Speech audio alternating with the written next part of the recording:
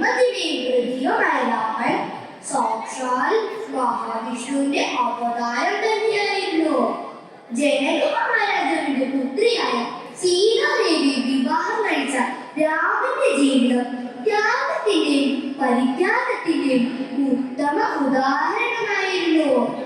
വനവാസകാലത്ത് ലങ്കാപതിയായ രാവണൻ സീതാദേവിയെ അപഹരിക്കുകയും ദേവിയെ വീണ്ടെടുക്കാനായി രാവണനുമായി യുദ്ധം ചെയ്യുകയും ചെയ്തു.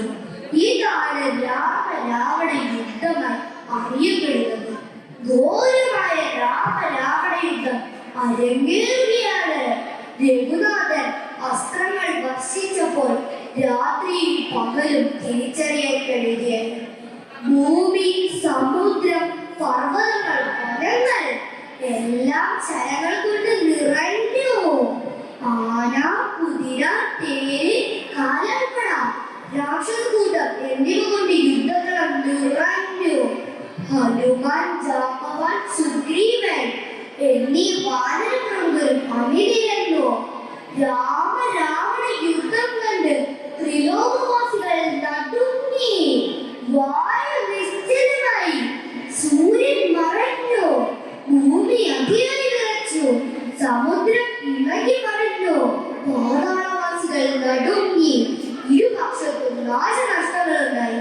ലക്ഷ്മണസ്വാമി ബോധരഹിതനായി. അന്നേരം ഹനുമാൻ സ്വാമി വിശല്യകരണി എന്ന ദിവ്യ ഔഷധം കൊണ്ടുവരികയും ലക്ഷ്മണസ്വാമിക്ക് കൊടുക്കുകയും ലക്ഷ്മണസ്വാമിയുടെ ബോധം തിരിച്ചു നൽകുകയും ചെയ്തു. തുടർച്ചയായുള്ള പോരാട്ടത്തിനിടയിൽ സാക്ഷാൽ ശ്രീരാമചന്ദ്രൻ പോലും തളർന്നുപോയി. ആ നിമിഷം അഗസ്ത്യമുനി ആദിത്യ ഹൃദയ മന്ത്രം ഉപദേശിച്ചു കൊടുക്കുകയും രാമന് ശക്തി പകരുകയും ചെയ്തു. അന്നേരം രാമൻ ഭക്തിയോടെ ബ്രഹ്മാസ്ത്രത്തെ ഇടുക്കുകയും അത് രാവണന് നേരെ പ്രയോഗിക്കുകയും ചെയ്തു. ആ ബാണം രാവണന്റെ ഹൃദയത്തെ കീറി മുറിച്ച് സമുദ്രത്തിൽ മുങ്ങി രക്തമെല്ലാം കഴുകിക്കളഞ്ഞ് വായു വേഗത്തിൽ ശ്രീരാമന്റെ ആഹ്ലാദയിൽ തന്നെ ചെന്നു വീണു. അതൊരു വിസ്മയകരമായ കാഴ്ചയായിരുന്നു.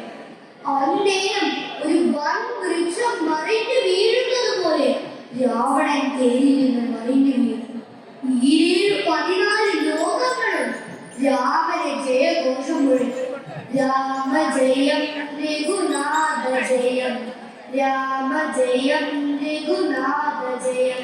എല്ലാവർക്കും ഒരിക്കൽ കൂടി എന്റെ ഹൃദയം നല്ല പ്രണാമം അർപ്പിച്ചുകൊണ്ട് നിർത്തുന്നു.